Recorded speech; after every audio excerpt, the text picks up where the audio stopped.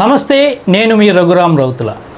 రాజకీయాల్లో ఏది యాదృచ్ఛికం కాదు. ముఖ్యంగా సిక్కోలు జిల్లా రాజకీయాల్లో ధర్మాన అడుగు వేశారంటే అక్కడ ఏదో పెద్ద వ్యూహమే నడుస్తోందని అర్థం. మాజీ కేంద్ర మంత్రి కిల్లి కృపారాణి గారి రీ ఎంట్రీ వార్తలు ఇప్పుడు జిల్లాలో ప్రకంపనలు సృష్టిస్తున్నాయి.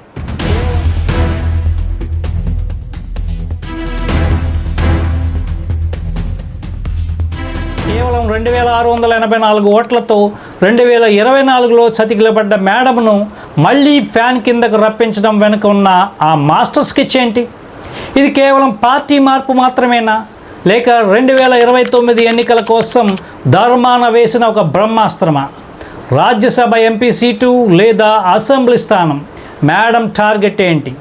ఆఫ్ ది రికార్డ్గా వినిపిస్తున్న ఈ సంచలన నిజాలు విన్నారంటే మీరు ఆశ్చర్యపోవాల్సిందే.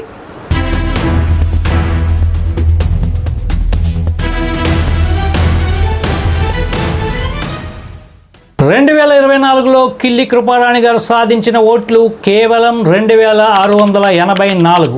కానీ ఈ స్వల్ప ఓట్లు కూడా వైకాపాను నిట్ట నిలువున ముంచేశాయని రాజకీయ విశ్లేషకులు చెప్తున్నారు. టెక్కలిలో కళింగ ఓట్లు చీలిపోవడమే వైకాపా ఓటమికి ప్రధాన కారణమన్న టాక్ వినిపిస్తోంది. ఇప్పుడు ధర్మాన ప్రసాదరావు గారి వ్యూహం ఏంటంటే 2029 నాటికి జిల్లాలో కాళింగ సామాజిక వర్గాన్ని మళ్లీ వైకాపా వైపు తిప్పడం. నియోజకవర్గాల పెంపు జరిగితే కాళింగులు బలంగా ఉన్న ప్రాంతాల్లో ఆమెను ఒక పవర్ఫుల్ అస్త్రంగా వాడాలని ప్లాన్ చేస్తున్నారట. అంటే మేడం ప్రభావం కేవలం టెక్కలికే పరిమితం కాదు, జిల్లా మొత్తంపై ఆమె మార్కుండేలా ధర్మాన స్కెచ్ వేసినట్లు గుసగుసలు వినిపిస్తున్నాయి.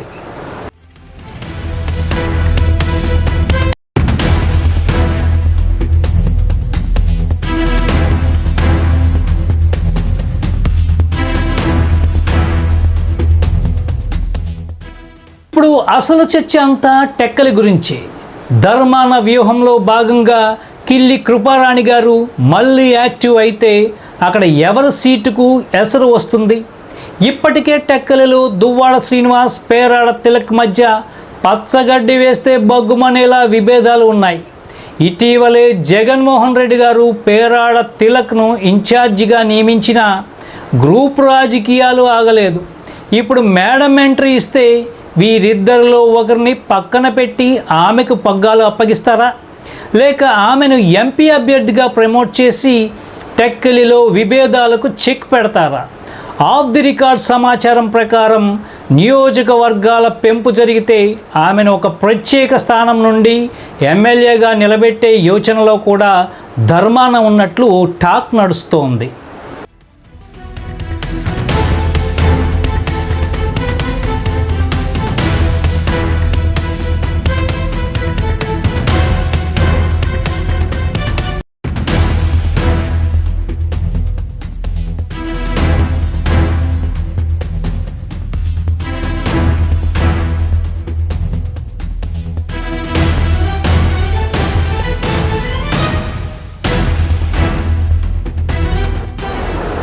కిల్లి కృపారాణి గారికి ఎంపీగా పనిచేసిన అనుభవం ఉంది. కాళింగ సామాజిక వర్గంలో ఆమెకున్న పరపతిని బట్టి శ్రీకాకుళం ఎంపీ సీటుకు ఆమె పర్ఫెక్ట్ సూట్ అవుతారనేది ఒక వర్షన్. కానీ ఆమెకు వ్యక్తిగత ఓట్లు లేకపోవడం పార్టీకి పెద్ద మైనస్. అందుకే ఆమెను కేవలం ప్రచారానికి పరిమితం చేసి బదులుగా ఖాళీ అయ్యే రాజ్యసభ సీటు ఇస్తామనే హామీతో ధర్మాన ఆమెను ఒప్పించినట్లు చర్చలు నడుస్తున్నాయి.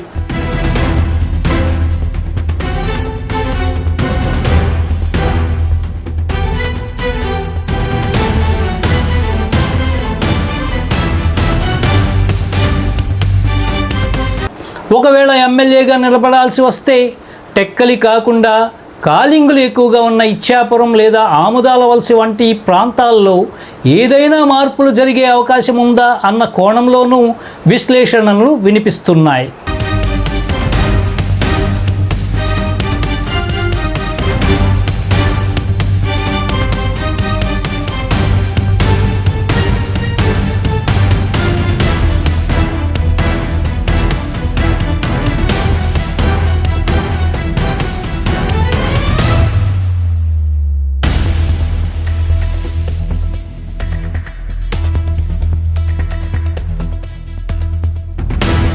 ధర్మాన ప్రసాదరావు గారి ఈ వ్యూహం 2 అంచుల కత్తి లాంటిది.